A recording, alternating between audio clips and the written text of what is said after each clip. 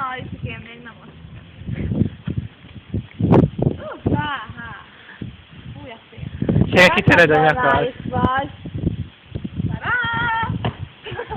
Hát ez nagy volt, mondhatom. Ne, az volt, hogy a szél, amúgy van még. Aztán Aha, jön. itt a hullaház, ide dobáljatok bele cuccokat. Milyen hullaház? Ezt mi úgy hívjuk csak, hogy Hát. hullaház. Ha mert. És innen ugrat le Angelika.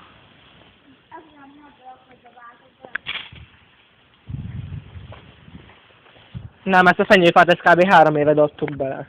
Igen. Mi? Hogy dobtatod be a szanyőt? Hát az meg régebben, vagy mi? Az hamarabb beszakadt, mint hogy mert a fenyőt, máskor tettük bele. Nem volt rá?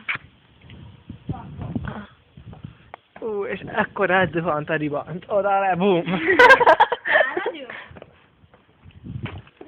Nem megyek föl. Mert már voltam fönt egyszer. Ez meg a másik.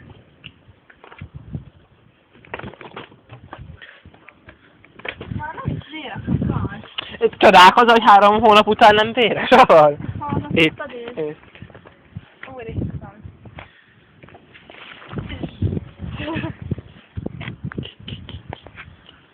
Úristen, itt volt a szél.